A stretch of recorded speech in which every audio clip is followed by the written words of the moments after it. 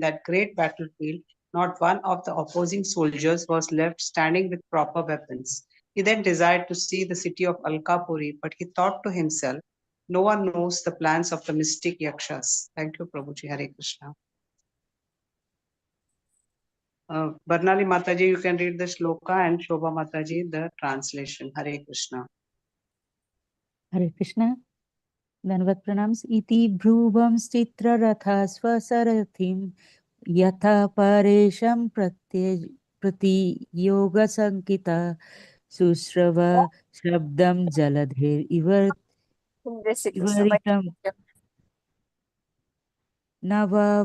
navasato dikshu raja navrishita drishyata. Thank you, Mataji. Hare Krishna.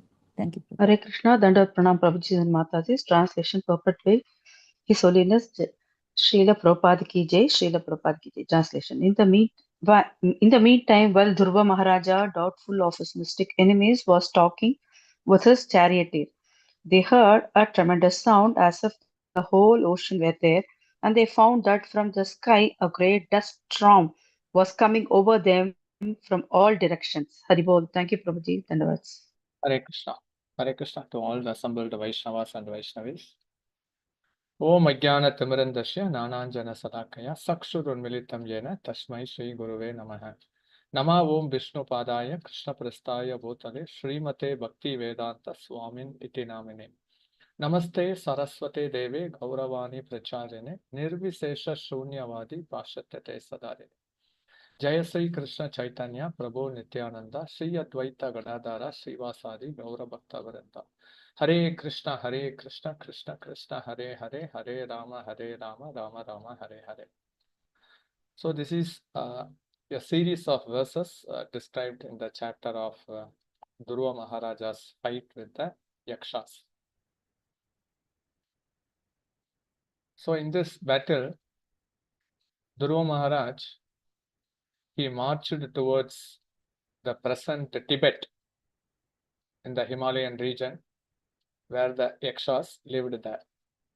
He didn't enter into the city of Alakapuri. He was a strong Kshatriya, a powerful king. Still, he was always alert and cautious because the Yakshas, they are very expert in mystical weapons. So he didn't enter into the city of Alakapuri. Instead, he blew his conch shell from the gate of the city, Alakapuri. Just by hearing the sound vibrations coming from the conch shell of Dhruva Maharaj, it was frightening, like how Krishna and Arjuna, they blew their conch shell at the battlefield of Kurukshetra.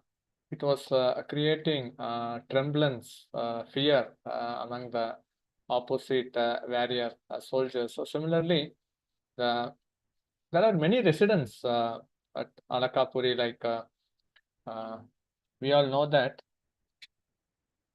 the northern direction guardian in charge is Kuvera, and he is the person who guards the northern direction. He is also called as the Tikpala, and he is also the Lokapala, who is also the protector of the world. So he is also a close ally, friend of Lord Shiva. So the Gandharva, the Yakshas, the Rakshasas, the Bhutas, the Pishachas. So all these, they were all residents of Alakapuri. So it was only to make a revenge for what? Because one Yaksha killed brother of Dhruva Maharaj named Uttama. So we can derive many lessons from the pastimes of Dhruva Maharaj, because he had a darshan of the Supreme Personality of Godhead, and he initially approached the Supreme Lord so that he had a desire to take revenge towards his stepmother Surichi. But after having darshan of the Supreme Personality of Godhead, now after hearing that his brother has been killed by one of the yaksha, he again wanted to take revenge against the entire yaksha community. So this shows that the attitude, he is actually a Kshatriya. Now he is actually overwhelmed by emotions. So if a person is overwhelmed by emotions, especially by the loss of his bodily relations, then actually he comes to the stage of lamentation, and naturally there will be outburst of emotion. That is what is illustrated in this chapter. It's only the outburst of Dhruva Maharaj emotions that one yaksha has killed my brother. Now totally I will decimate the total party of yakshas. He was a very powerful warrior, king, and the yakshas in number, they were around 130,000. So they threw arrow at Dhruva Maharaj, 3 arrows. And again, after seeing the valor and also the strength of Dhruva Maharaj, they increased to 6. So it was almost like 780,000 arrows surrounding Dhruva Maharaj. So actually, there was a toss at the sky because the demigods, because they all know that he is a great grandson of Swayambhuva Manu. Something has happened to Dhruva Maharaj, and the verse clearly illustrates like how a sun is covered by the misty fog. So completely Dhruva Maharaj was covered by weapons all the side. So he was not only overwhelmed by emotions, outburst of emotions, after hearing the loss of his brother Uttama. Now he was actually completely overwhelmed in all direction by mystic weapons. The mystic weapons actually, it will completely bewilder the opposite person. It may not be actual, it may be made as an actual, where blood, mucus, pus, everything was being poured in and around Dhruva Maharaj. This is just only the tactics used by the yakshas in order to defeat Dhruva Maharaj. But Dhruva Maharaj, he was a powerful Kshatriya. He faced all these soldiers bravely, and initially it appeared that Dhruva Maharaj was caught in a web chain, but seeing the fighting spirit, the demigods, they were awestruck by the powerful arrows sent by Dhruva Maharaj.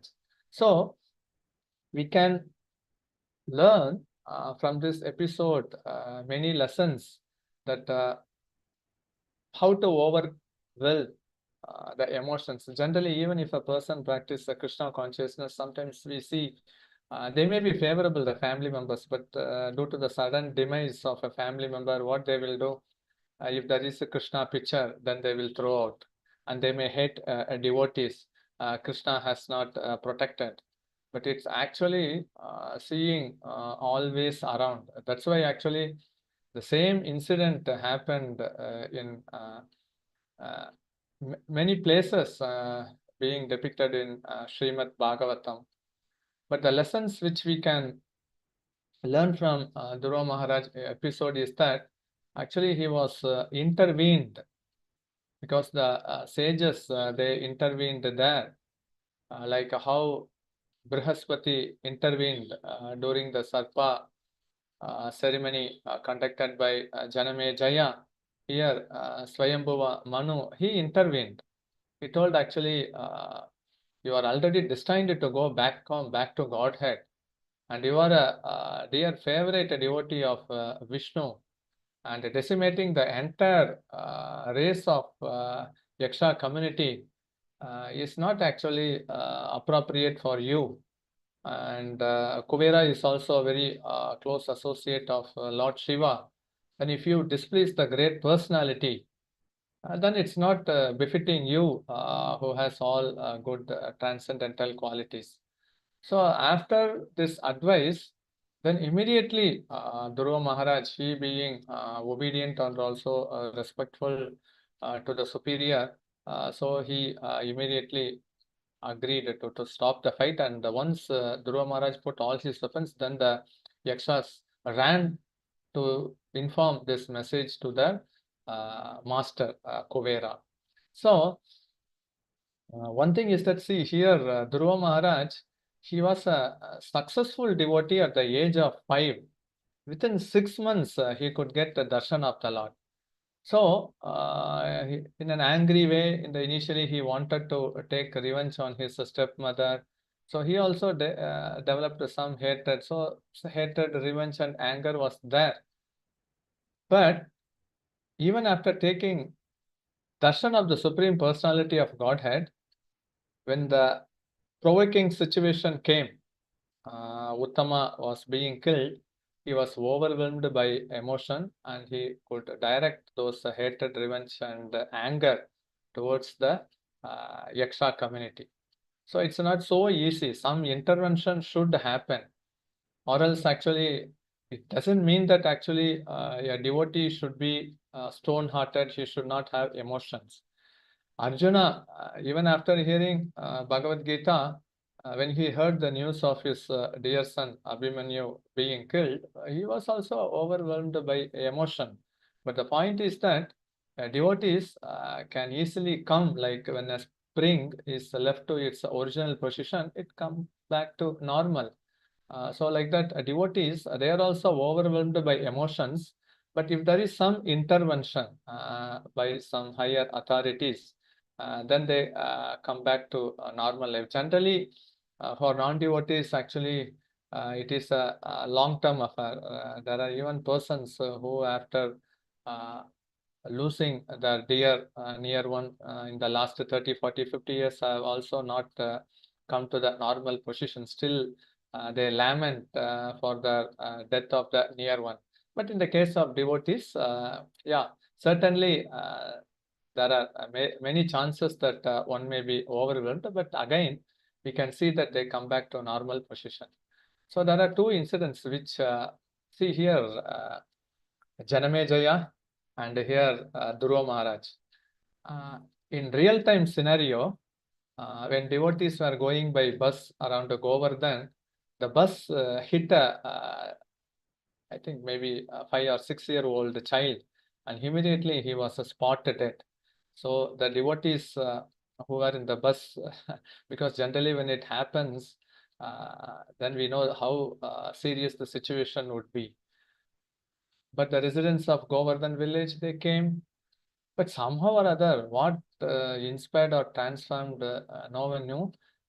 They were saying that this children was given to us by Krishna, and the same Krishna has taken him back. And even the devotees expected a harsh response from the residents of the village of Govardhan. It was really, we can say that, a shock to devotees to see how surrendered the residents of Govardhan were. And one Mataji in Western country, the policeman actually threatened that Mataji, just even accept verbally that I will not chant Hare Krishna and I will not worship Krishna. I will leave your child, because the police and maybe we can say in one way like gundas, they were threatening that Mataji. But she refused to say that I will not worship Krishna. And directly in front of her, the child was shot dead on the spot. He left the body immediately. She didn't cry. She said that actually that child was given to be my Krishna, and he is going back to Krishna only. So, the situation, there are many instructions that we are not this body, but we are spirit soul. But when we are overwhelmed by the sudden demise of the person who we love the most, how we react, we can say that that is the real testing time. And sometimes there may be advice coming from various sources saying that a devotee has to be detached. But it's normal that actually if a person is overwhelmed by emotions, we should allow it to go on its own course. Sometimes devotees advise you should be detached. The person may say, I lived with my wife for 40 years and she left. So how can we say that you should be detached and you should not cry remembering her? So there are ways actually how to overcome these situations. But certainly here for Janamejaya it was Brahaspati, and for Dhruva Maharaj it was Swayambhuva Manu. Not only Swayambhuva Manu, the great sages, they also assembled before Dhruva Maharaj. Voluntarily they came. So similarly, in the case of Parikshit Maharaj also, when Shringi cursed Parikshit Maharaj, though he was a Kshatriya king, he did not make a vow to decimate the entire Brahminical community. Rather, he took shelter of another Brahmana Vaishnava, Sukadeva Goswami, and due to that, there was the birth of Shrimad Bhagavatam. So it was an opportunity how we respond. Then actually we can see ye yatamam prapadente also reciprocate, also refers to how Lord Krishna reciprocate in such difficult situation. So these verses clearly illustrate he being a Kshatriya king, so he was naturally duty bound to punish those person who killed his brother Uttama. But again, there are many chances that one can get lost from the track or path. Some intervention is required. He perfected his life. He had darshan. Still, unless there is some intervention, again, spiritual life is like walking on the razor's edge. So, some it's actually Krishna's mercy only through some authority that some intervention happened, and again he was reminded that you are destined to go back to Godhead. So why you are now overwhelmed?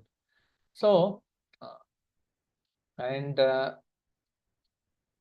is also a lesson that one should not insult any Vaishnava or any living entity, because Suruchi, she thought Dhruva to be an ordinary person, but she had darshan of the Supreme Personality of Godhead, and when he started to exhibit those devotional symptoms, Suruchi also transformed. She didn't develop that hatred after that, and she also blessed Dhruva Maharaj, but still the effect of reaction was there. Apparently, yeah, we know that after Uttama was killed, Suruchi, she was also overwhelmed by the death of her dear son Uttama. But still, the reaction was there, only to illustrate that one should not insult any Vaishnava, because the reaction would be there. And certainly, whoever comes in the orbit of a pure devotee, they are all fortunate. So, even though actually Dhruva Maharaj decimated many soldiers of the Yaksha dynasty, later it was revealed that those who were killed by the lotus hand of Dhruva Maharaj, they attained the abode which is even superior to sun globe, where only pure, strict brahmacharis are allowed. So in that way, actually he was also taught that actually neither that specific Yaksha killed your brother Uttama, nor did you actually kill all these Yakshas. So the time, the place, and the manner how a person dies is only sanctioned by the Supreme Lord Krishna. So actually, that way actually he was pacified. And also the determination aspect of Dhruva Maharaj, because Lord Chaitanya heard from Gadadhara Pandit the pastimes of Dhruva Charitra and Prahlada Charitra.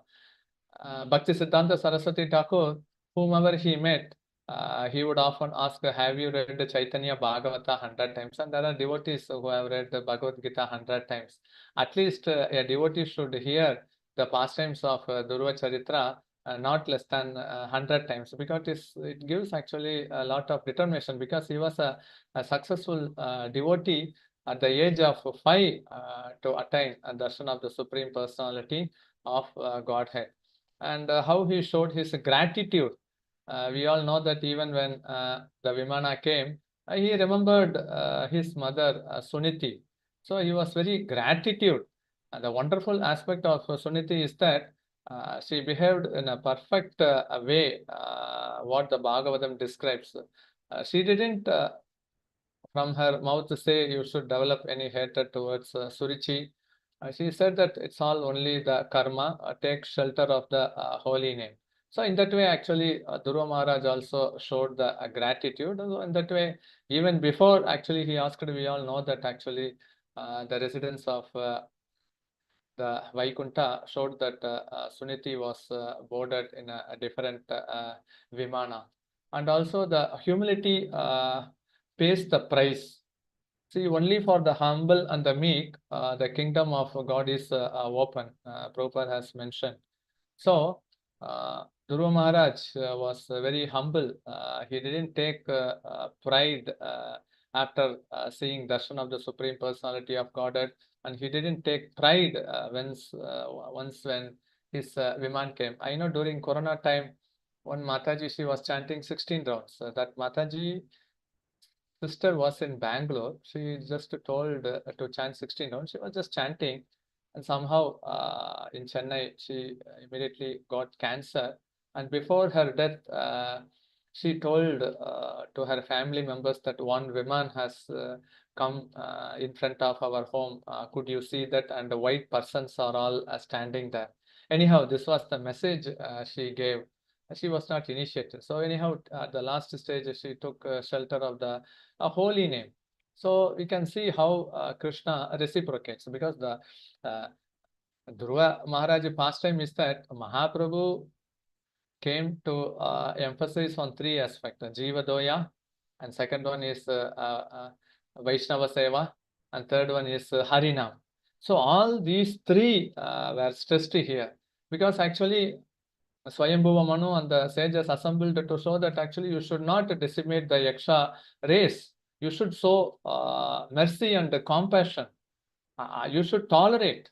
There should be compassion, friendship, forgiveness. So actually, then actually he again got other stage of transformation. Then Vaishnava Seva.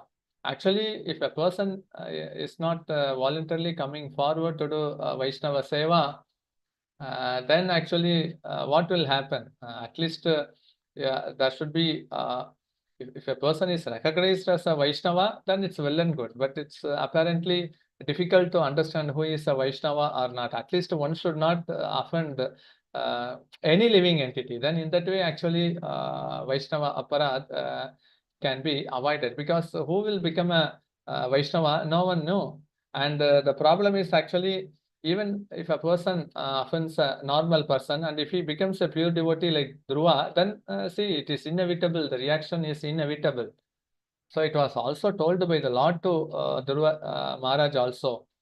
Your brother Uttama is also destined to be killed, and your stepmother Surichi, she will be also killed by a forest fire. She will be devoured by a forest fire. So who can save? So only if a person is cautious and alert not to commit any offense to any living entity, then he will not commit any offense to any Vaishnavas, then he will not commit any offense to the Guru, and he will not commit any offense to the Supreme Lord. So it should, charity starts from home. So always it's a better and a good habit that one should not commit offense to any living entity. And also Vaishnava Seva, yeah. So if a person can give respect to all living entities and showing more inclination to serve the Vaishnava, then he is saved. And also Harinam. So again, he had a darshan of the Supreme Personality of Godhead, and Swayambhuva Manu and all the sages told that now is the time you have to remember the Supreme Lord. You should chant the holy name. You should chant the holy name Narayana. Then actually you are now actually surrounded by all mystical weapons. Certainly it's an obstacle. So if you want to come out of this obstacle, you should take shelter of the holy name, chant and remember him. And now actually you are now fighting in a Kshatriya spirit. You can see actually like a sun is covered by a fog, you are covered by all weapons. And he was reminded. So all this Jiva Doya, Vaishnava Seva and also Harinam also depicted in this episode. And actually a devotee should be always be broad-minded and mature. See, he had a darshan of the Supreme Personality of Godhead, but Dhruva Maharaj, since he was overwhelmed by emotions, he couldn't see from the perspective of the Yaksha community how he is going to displace the Yaksha community leader Kuvera. A devotee means actually he should be able to see from others' perspective. Then only he can become mature and be broad-minded. Because in the material world, everyone starts to think only centered around himself. But in spiritual life, it's only a universal love. So how will my spiritual master feel? How will the Supreme Lord feel if I react in this situation? So it's only to give pleasure. Because he was killing the Yaksha community means they are all part and parcel of Krishna. Will Krishna be pleased? And it was only one person, one Takshaka snake bit Parikshit Maharaj. Janamejaya decimated the entire snake community. Here one Yaksha killed Uttama. Now Dhruva is again repeating the same mistake of decimating the entire Yaksha community. So where the problem is, again, overwhelmed by emotions.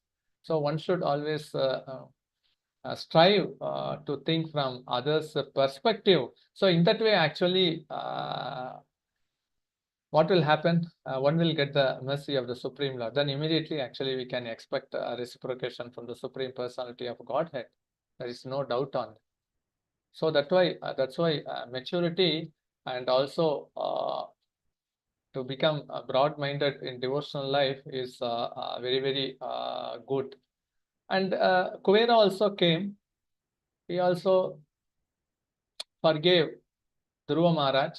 Dhruva Maharaj was really wondered by the forgiving capacity of Kuvera, even though actually before that many thousands and thousands of Yaksha soldiers, they were killed who were guarding the Alaka Puri. But still Kuvera told to Dhruva Maharaj that actually it was destined that Uttama should be killed in that way, and it was destined the Yaksha community, some part should be wiped from the way you fought with them. It's again only the sanction of the Supreme Lord. So seeing the invisible hand of Krishna, so how one can immediately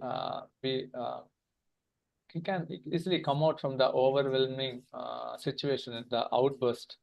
So these are all the things which one should think in a difficult situation. So Lord Chaitanya, he was testing all these three aspects, and this is also being depicted in this episode. And Vaishnava, they also have emotions. So when the 5 sons of Draupadi, they were killed, Draupadi also lamented, Arjuna also lamented. So lamentation actually, once a person gets a material body, the material world, such things happen. This lamentation, emotional outburst will be there. But the point is that how quickly we come to the normal position, and certainly the blessing is only sadhu sangha. That's why in sadhu sangha means even if all pious activity is kept in one side of the tulab, and sadhu sangha is kept, even all the pious activity will not even match a fraction of a moment's association with the sadhu sangha. See how actually Brahaspati and Swayambhuva Manu, all other sages, they immediately transformed the mood and attitude of Dhruva Maharaj is also illustrated here. So, Dhruva Maharaj, he expected attack. That's why he didn't enter into Alakapuri. So, actually, the alert and the caution should be always exhibited in spiritual life. So, when did Lord Ram leave Ayodhya? Only when the residents of Ayodhya, Dambasi, they were sleeping at the dead end of the night, Lord Ram left Ayodhya. So that's why actually one should always exhibit caution and alert even in spiritual life. So similarly, Kalakrishnadas was always accompanying Lord Chaitanya when he was touring South India, when they were going near Trichur.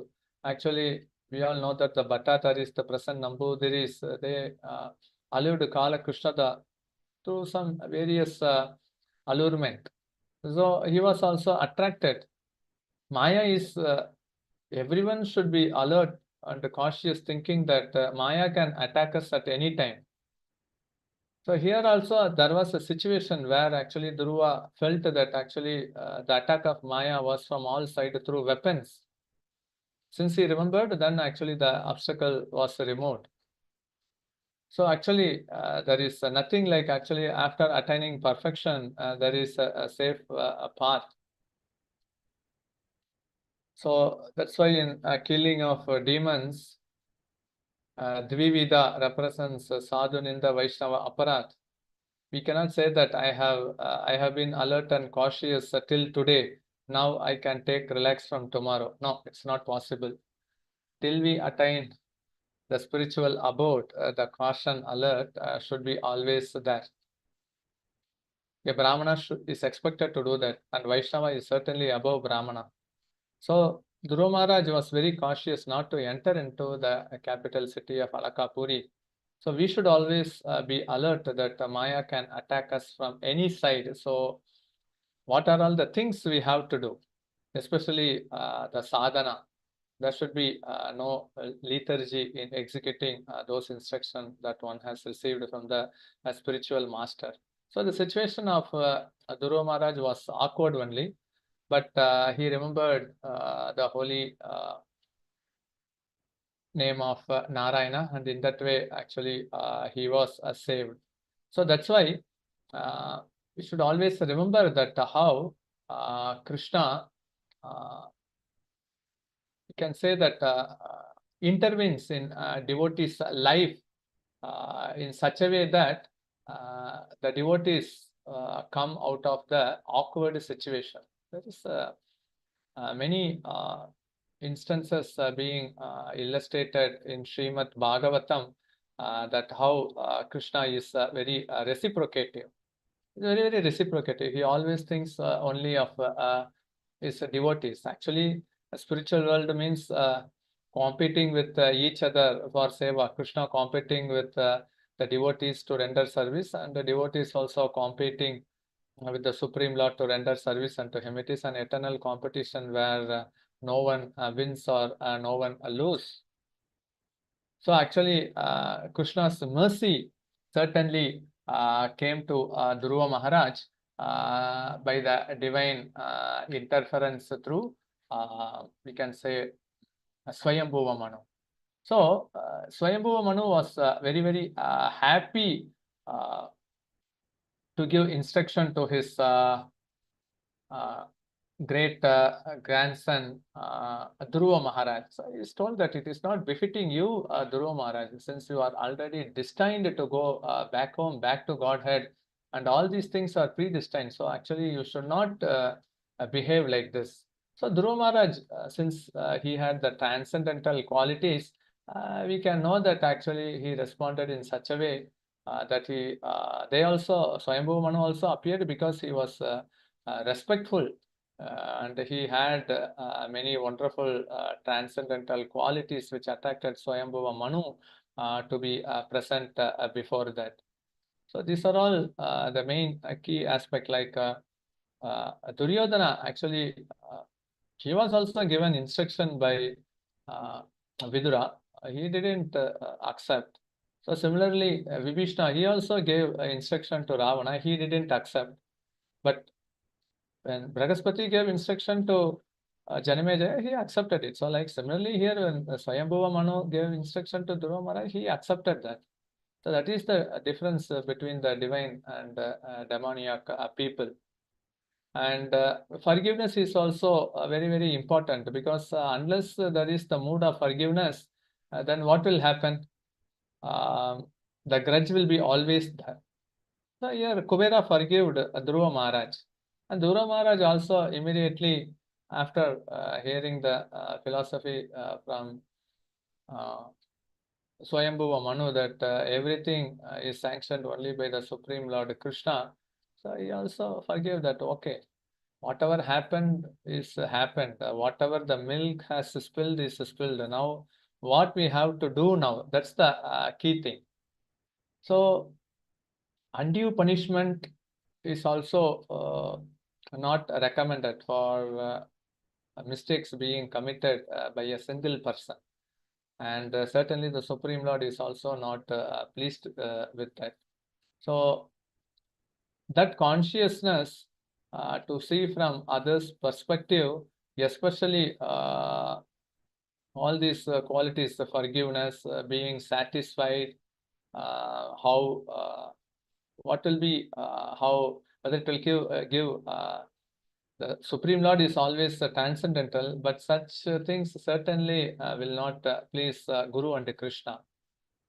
So these are all the key aspect which we can take so that when we also apply these principles in our day-to-day devotional life, it makes us a better devotee. So one should not displease the great personality. That's why Swayambhuva Manu told that never displease Kuvera. And Kuvera was not a great personality, but still actually Dhruva Maharaj got a benediction from him. What boon you need? He told only unflinching devotion to the lotus feet. And I always want to remember Narayana. And this he also added extra. This hatred and revenge should never enter into my heart. See the situation. Even after taking darshan of the Supreme Personality of Godhead, if a person is not careful, then what will happen? The consequential reaction is clearly illustrated here. So the focus should be always there. He was already told that you will go back home, back to Godhead. But since again, material world is so turbulent, it will not allow any person to live peacefully. So, and these episodes of Dhruva Charita and Prahlad Charita gives us an impetus how to respond to this situation and to never lose our focus and what should be done and what should not be done. So the respectful attitude should be ever maintained. So it doesn't mean that actually we should maintain only with devotees and we can behave in any way with the non-devotees. No, it's not possible.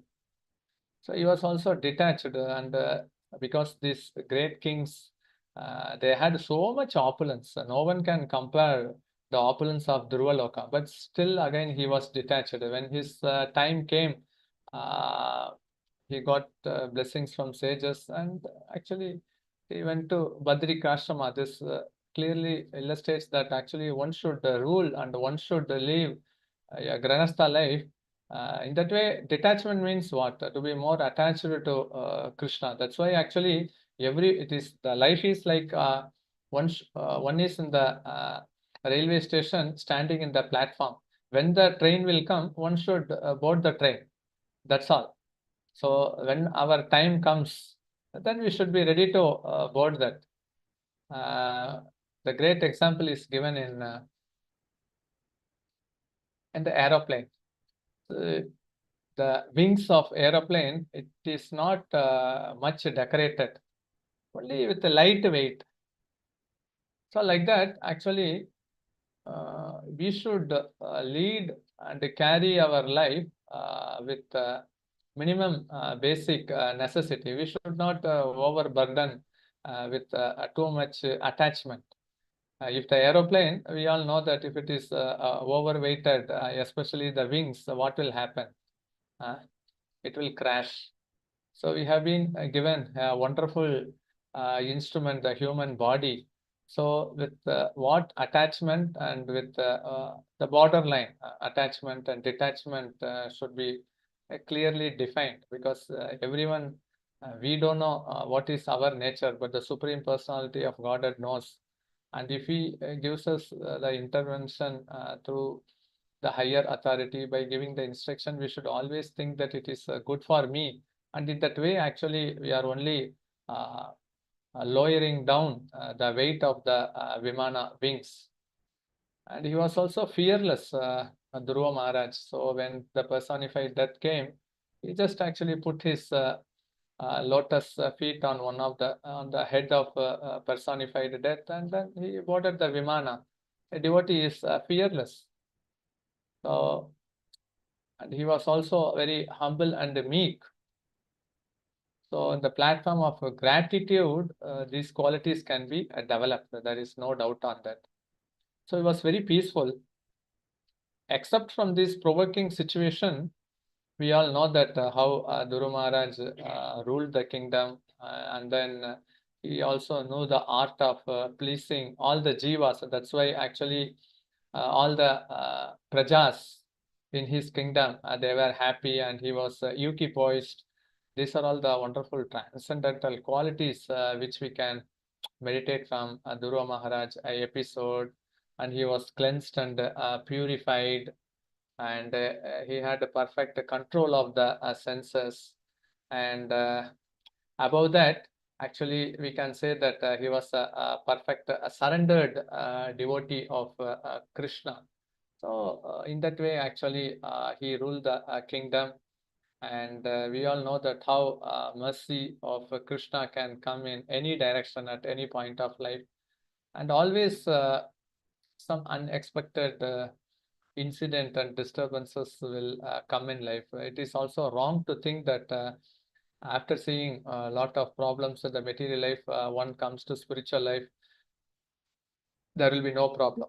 It will be like waves of ocean only, but it may not get affected. So relationship also, if you can have a beautiful darshan of the ocean waves from the distance, it looks beautiful. If you go close and close, then it becomes somewhat horrible. So it is also, we can say, the illusory potency of this material world. The only focus is the Supreme Lord, because generally, even mangoes, they may be sweet and ripe, but when a person bites near to the seed, the pulp, it becomes some little sour. And that's why in material world, the art is that if you are successful in not allowing others to come into your privy chamber, you may look very sweetful. But once when a person has access in an intimate way, the relationship may become sour. But it's not in the case of the Supreme Lord. As long as we move close to the Supreme Lord, his Madhurya Ras, the sweetness goes on increasing more and more, where one will have only the mood of hankering more and more. And at that time, this detachment comes naturally. So that's why the stress is given somehow or other, be attracted to Krishna in chanting the holy name, in worshipping him, in hearing his qualities, and to be always associated in sadhu sangha, and all these devotional activities such as spending time to chant his holy name and hearing his katha regularly. Certainly it gives pleasure to Krishna. So when we take our bead, we should always contemplate, meditate, dhyana, manana, that I am going to give pleasure to Krishna. So when you come for classes, we should always meditate and contemplate that now this time I am going to allot to give a pleasure to Krishna. And devotees means they are Krishna is an expert thief, so devotees are also expert thief in one sense that they are expert in knowing the art of stealing time to remember, discuss, and hear about personalities, great personalities of Lord Krishna, like Dhruva Maharaj. So we can get many valuable lessons which we can contemplate, meditate, and even if we apply a few of the principles that we hear from the pastimes of Shrimad Bhagavatam, it will definitely make us a better devotee. And certainly what will happen, our ability to overcome that power gets increased, because we know how to respond to any situation. So we can again remember the glorious pastimes of Dhruva Maharaj. So actually it also gives us how actually this material world is uncertain, transient, problematic, problem created by the Supreme Lord, and Supreme Lord knows the solution, how to overcome this problem. And certainly all these things are depicted in this wonderful episode. Okay, so with this I am ending this session. So if you have any comments, realization, question, you are free to ask. Hare Krishna. Thank you. Hare Krishna. Thank you, Prabhu. Yeah, Suma Mataji. Hare Krishna, Mataji. Thank you so much, Mataji. Hare Krishna, Prabhuji. Wonderful class, Prabhuji. Dandavat pranams to you. Prabhuji, I had the fortune of attending Bhanuswami Maharaj's class in Chennai, Prabhuji, for the 3 days Shravanotsava. So, Prabhuji, in that, what I could understand was that most of the devotees, the Srila Prabhupada says that most of the devotees will end up being in the Swargaloka. So I was like thinking why we are chanting to go back to Godhead, and why should we end up in the Swargaloka? So where is it going wrong, Prabhuji? Like in today's class, I learned that we should never offend any Vaishnava. And so if in that case, Prabhuji, initially when we came to Bhakti, we were taught like in the Bhagavad Gita, the starting scene is the fight between Kauravas and the Pandavas. So Arjuna was not at all willing. He had that same, he was able to take that everything as it came to his as a destiny, Prabhuji. So even then the Krishna forced him to fight, and made him win, Prabhuji. So I'm not able to understand what one should do, what is expected from a devotee, Prabhuji. Like in real life also, today's life also, each and every one is around us is a Vaishnava, the part and parcel of the Lord. So how should one behave, Prabhuji, and act? Because anywhere if it becomes a Vaishnava, there is no hope of going back to Godhead or achieving our goal of love, getting that love of pure love of Godhead.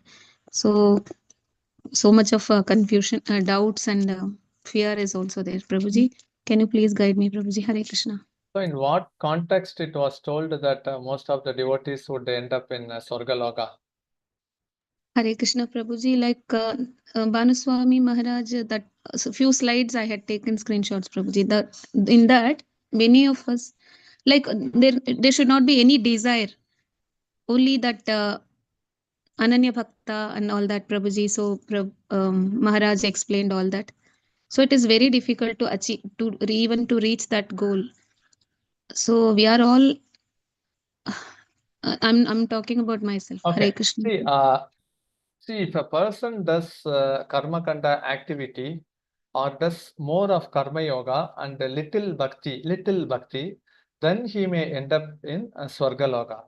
But if a person does more bhakti, but has a little or a genuine material desires, then he will end up only in the spiritual planet. If a person does Ananya Bhakti or pure Bhakti, yeah, certainly he is sure to enter into the deep pastimes of getting a pure love for Krishna Prema. So actually, only little Bhakti and more karma, yeah, one may attain Swargaloka, and more Bhakti, little karma, yeah, there are mostly they will end up with Salokya, Samipya, Shashti, like that, living in the abode of Narayana. And if one does Ananya Bhakti, he may end up in Goloka, Vrindavan. So the key aspect is that actually one should go on increase his bhakti, but initially a conditioned living entity certainly will be haunted by material desires only. But certainly the material desires get purified. And Lord Chaitanya's, most of his associates, they were only grahasthas. So actually, by mercy of Guru Gauranga, by mercy of Guru Krishna, if we do the bhakti, especially we should not be bothered that whether I will end up with Swargaloka, because Prabhupada also mentioned that by the end of 10,000 years, all of my disciples would have reached the spiritual planet Golaka Vrindavan. So we should, our focus, attention should be like morning Mangalarati, and then attentive 16 rounds of chanting, Guru Puja, honoring only Prasad, most of the time endeavor to associate with devotees, sadhu sangha in hearing, and then attend the festivals, follow the Yegadesi and other fasting days of appearance and disappearance days of the Supreme Lord and the Acharyas, going to yatra like that. So our focus should be only like that. So we should not get worried that whether I will end up with Swarga, and that is for persons who are in the path of Karma Kanda. So actually, and it is also wrong to say that most of the devotees would end up with Swarga, because we can't judge who will end up in Swarga or other thing, because whoever chants the holy name, in one sense we can say that they are all liberated, because apparently they may, because the process of devotional service is very potent and strong, that how actually intrinsically, internally one gets purified is certainly not tangible. So the point is like actually it's like a step-by-step procedure that ultimately one should culminate in pure Krishna consciousness. There is certainly one should not get discouraged if one has material desires.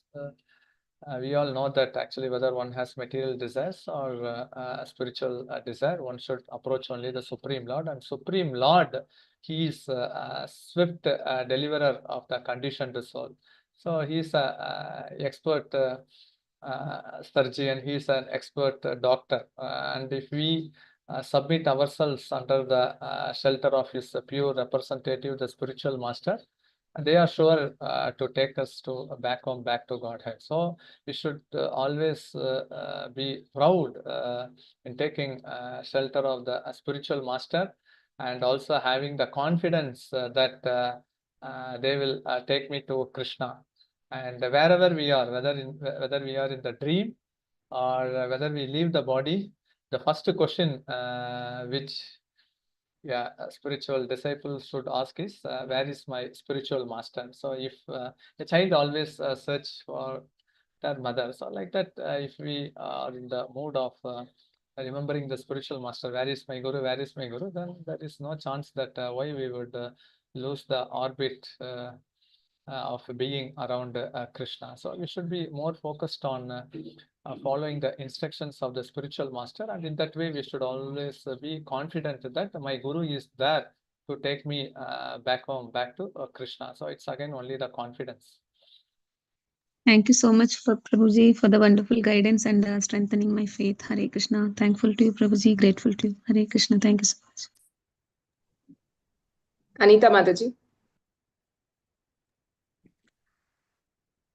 Humble obeisances, all glories to Srila Prabhupada. Thank you so much, Prabhuji, for such a wonderful class and very nice perspective you gave from Dhruva Charitra today, how they means everyone has to have that guidance. That's what you mentioned. Like Dhruva Maharaj had the guidance of Swayambhu Manu, and various other devotees also. So my question is, in the class you were saying about one instant, like Mataji, when she was not feeling well and she was not initiated, and she said something that she saw some vehicles coming. So can we can we understand that that Mataji has gone to Swargaloka in that case, or how it is, Prabhuji? And yeah, so can you expand on this, Prabhuji? No, generally, these are all the symptoms. Actually, before coming to Krishna consciousness, I was hearing many incidents that maybe some of my friends' grandmother, when they were passing by, actually even before I was reading Shrimad Bhagavatam, I heard from one of my friends' grandmother illustrating that after she left the body, how she was carried away, the pathway, and what all she looked. And later, in the judgment court, it was told that she has an extra lifespan of 1 year. Why you brought her earlier? Go and then allow her to be there. And then later, after 1 year, she passed the body. But when I read the 5th canto of Shrimad Bhagavatam, it was perfectly, even a person who would have read the 5th canto of Shrimad Bhagavatam would not explain perfectly how actually the hellish planet looked. Since she experienced, she perfectly demonstrated, which was in complete alignment of what Sukadeva Goswami told to Parikshit Maharaj. So it is true. And certain incidents also I heard before coming to Krishna consciousness, like how the person would feel, and also how like one of my close relative uncle, when he was supposed to leave, he was saying that he was a pious person, but he told that some three Yamadutas are flying through the windows and then calling me out. But I told that it's mentioned in the scriptures that only for a person who is on the verge of death, they would see Yamadutas. It means that his time is near, and a few days he left the body. But again, after coming to Krishna consciousness, I could see and hear from a lot of devotees, neighbor or relation, or who practicing Krishna consciousness, when they leave the body, they are clearly illustrating the symptom that Vishnu Dutas are coming, and some are saying that Krishna is appearing, so no need to worry for me. And I know one Pujari, Nimai, he was a long time Pujari in ISKCON Chennai, Western body, Western. He lost his passport, but he surrendered to the deity he was serving. And before he was leaving, he was told that my aeroplane is coming. Now I am going. He was lying in the lap of a devotee, and he said this, and he left the incident. I have many hundreds of incidents, pastimes like this in the present ISKCON society, because we are our place of residence is only in the society of devotees, where hundreds of incidents are being reported. And also from the lotus mouth of the spiritual master, where he also said that I got information from the deity that devotee has gone back home, back to Godhead. And some devotee is saying that even in the early morning at 3:30, when a devotee was supposed to leave his body, calling his wife and saying that Mahaprabhu and associates are coming with Nama Sankirtan, can't you hear that, like that? And then he left the body. There are many incidents. So actually a person actually who is chanting 16 rounds and then taking complete shelter, because a person who is afflicted by cancer and who is also conscious that my only shelter is only the holy name, and that too at the time of death chanting the holy name, gone back home, back to Godhead. Why she should go to the Swarga Loka? So we are how actually Krishna is swift deliverer of the of his devotees, making them so intense to take shelter. Because even she may not be initiated, but her sister was initiated. But we all know that even if a person gets to the parampara, chants the holy name, at least the 3 generations are delivered. Why not her? So actually, more chances, I would say that because we don't have Praman, the spiritual personality like Srila Prabhupada and certainly Srila Gurudev, they have the authority to say that whether they have gone back home, back to Godhead or not. But we can say that more chances for entering into the spiritual world, the chances are more and more. Okay. Thank you so much, Prabhuji, for that very nice explanation. I do understand that the devotees, since they're chanting, they will have the chance to go to Goloka, but there is an underlying word, that meaning of a chance, and also unless until the devotee is performing a pure devotional service, then there is a question mark, right? So we are doing the devotional service. How to analyze that we are doing it pure devotional service? What is the difference of the pure devotional service and the devotional service? Because yeah, we chant. I'm talking about myself. I do chant. I do means like all the sadhana bhakti, whatever it is mentioned, but it's not pure, right? It means like I'm not pure. The process is really, it's pure.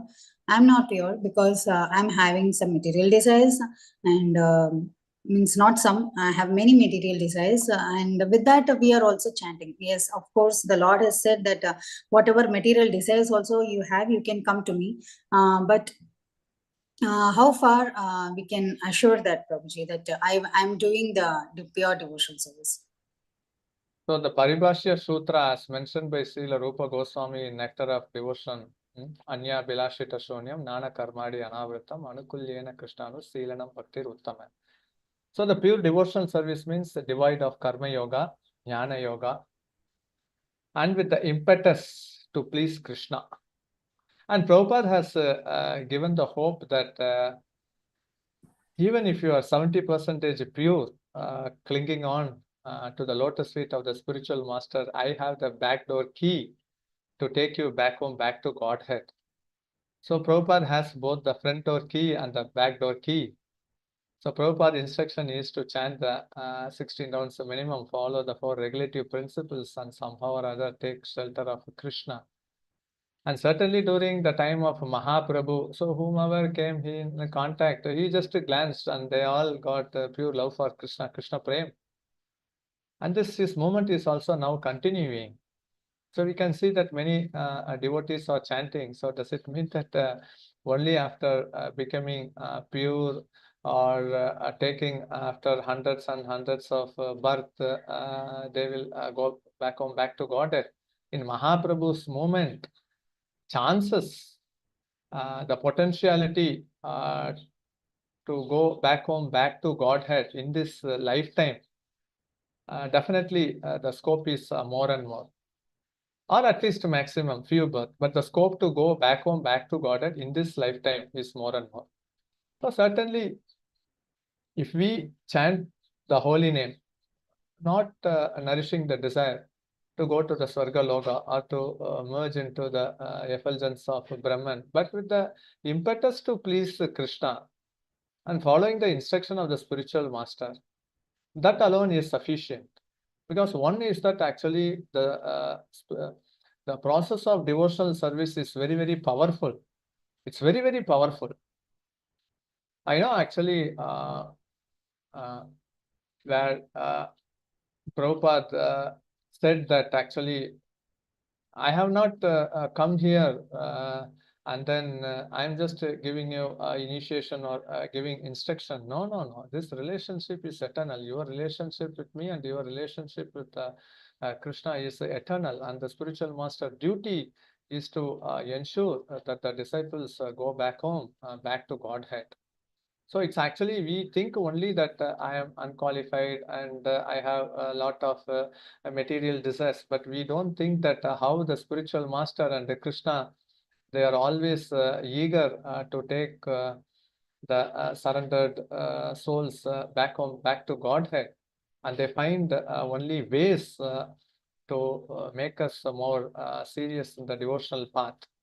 So again, as I said, we should also think from the at least they are transcendental personality, there is no doubt, but at least to understand the tinge of mood, what the spiritual master has for the disciple, and how they are curious and anxious to take disciples. Like even the small child, if the papa says that no, before going to the office, now I will come today evening 6 o'clock, we will go to the beach, mall, or whatever it may be, and then again the child will start to contemplate and meditate. Oh, today my father will come at 6 p.m. in the evening to take that, and he will be consciously waiting for that. So similarly, actually, the disciples' duty is only to seek a mercy from the spiritual master. He goes on with the devotional service, but he expects the mercy. That is Asha Bandha, developing hope after hope.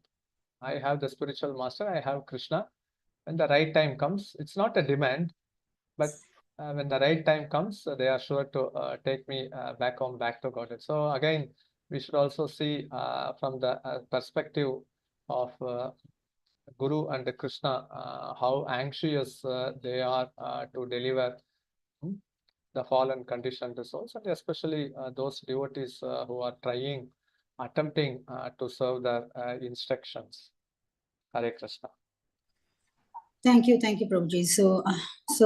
Yeah, of course, as you said, we have to contemplate that even Krishna and Guru, they are really very merciful, and they are very eager to take us, and but the reciprocation should be from us also. So what I understood is like whatever it happens, we should not leave the process. So we should always be focused on our process. So that's how I understood. So even we have the material desire, but still along with that, we'll have to continue with the process. It's not that we will, I should get pure and then I should take the process. No. So it will happen gradually. So yeah, we can be at any stage of devotional life, but the goal should be Suddhana. We can be at any level, maybe 10% pure, 20% pure, or 30% pure. But our goal should be Shuddhanam. Our goal should be pure love for Krishna. Yeah, yes, Prabhu. Because since we are in this material world, like we have to collaborate even with all the mundane people also, so including the family and relatives and outside people. So, so that's what happens is sometimes that material desire is coming. So it's not that fully.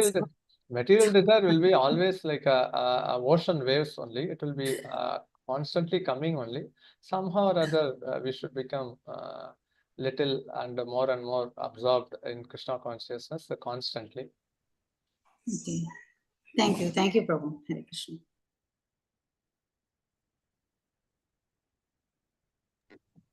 Hare Krishna. Thank you so much, Prabhu. Very nice and interesting answers to all the questions. Hare Krishna. We'll end the session here, Prabhu. Yeah, we'll end the session. Yeah.